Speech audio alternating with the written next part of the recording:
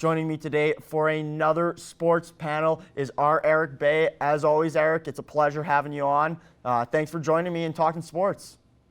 Yeah, no problem. Obviously, tons of stuff here happening, so always good to chat here at the start of the week. For sure, and the most recent is some unfortunate news for Canadian football fans. The CFL will not be having a 2020 season due to lack of funding and because of COVID-19. Erik, what are your initial thoughts on this? Yeah, I think really this is mismanagement on both sides of the equation. You look at the CFL, they originally came with their $150 million ask earlier on, but didn't have the proper plan to back it up. So I don't blame the federal government for saying no at that point. However, again, on the other side of things, you look at the money that's being shelled out currently by the federal government and already has been shelled out, and you see the $30 million price tag the CFL was currently asking. It doesn't seem like too much a price to pay. So again, I just feel like this is disappointing for fans, for Canadians in general. When you look at how both sides handle this, I'm just hoping now as we move forward that we can get something going for 2021 and continue to see the league prosper, because it's a great product. Canadians love to see it. It's awesome to have football in our own backyard. So hopefully this keeps going. There was talk of having a bubble in Winnipeg, that the Blue Bombers would be the host there. But as we said, this will not be happening. A bubble that is happening is the NHL, and it's still going strong throughout the first round, except for a handful of teams. One of those might be the Boston Bruins, as they take a huge loss as their goalie, Tuukka Rask, has announced he is opting out of the rest of the playoffs. That family matters more to him than hockey does at the current moment. Erik, are you surprised by this, and what are your initial thoughts on this? I mean, I guess I'm surprised by the timing of it all. I'm not surprised if people do want to opt out. Obviously, again, it's a very tough situation being away from your family, and Tuukka Rask has a very young family, so you can't blame the guy for what he's doing. And then from the Boston Bruins perspective, honestly, I think this is maybe the team best equipped to handle this out of any that are still left. We look at the Bruins in the regular season, 10 points above anybody else, so they do have the talent in front.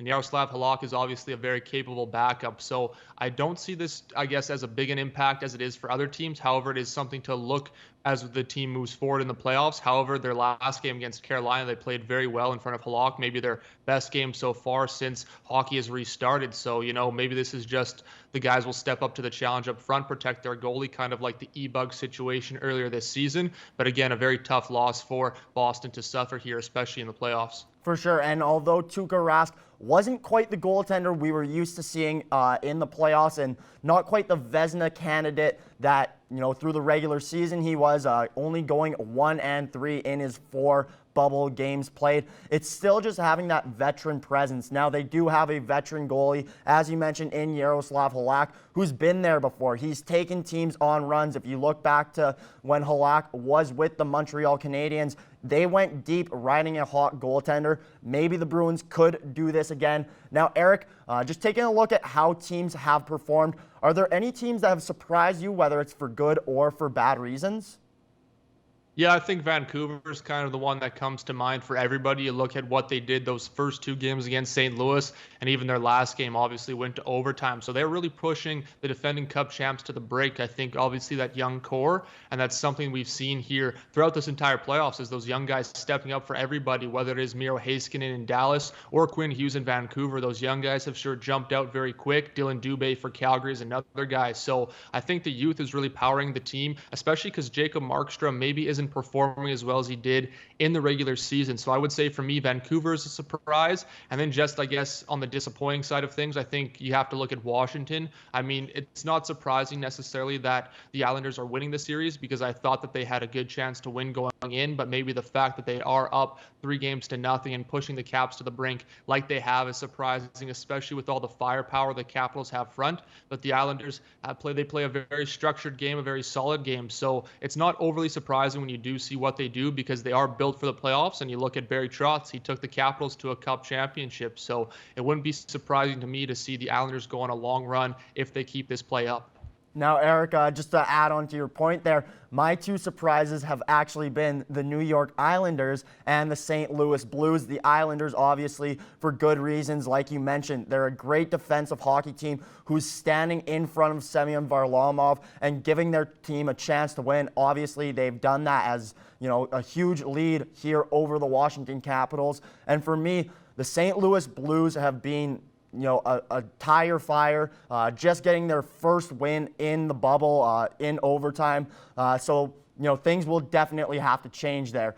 One season that is getting going, or rather a postseason that's getting going, is the NBA. Their playoffs kick off today.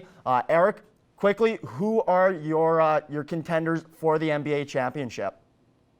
Don't sleep on the Toronto Raptors. I know they lost Kawhi Leonard, but you look, all these guys have taken huge steps as they carry forward. Obviously, Pascal Siakam is very young, and he's continued to progress. Marc Gasol has really stepped up in the bubble, and I think you look at their points off the bench, and that's where it comes in for me, is just their ability to score with their depth. And you see all these guys kind of stepping in, guys we haven't even really heard of, or maybe casual basketball fans haven't heard of, and they've really stepped up. They've put up, 20 points. So I really think the Raptors do have a good chance to defend their title. From the West, I would say the Lakers. I think their depth with LeBron James and Anthony Davis is a little bit better than, say, the Clippers or some of those other teams like the Nuggets. So again, it should be a very exciting finals, and I wouldn't be surprised though if the Raptors come out winning again. I am with you 100% on the Raptors there, Erik. Fred VanVleet, I think, has been stellar, and the Raptors in general coming into the bubble have only lost one game, so things are looking good for the Toronto Raptors. Erik, it's always a pleasure getting to chat about sports with you. Yeah, for sure. Thanks for having me.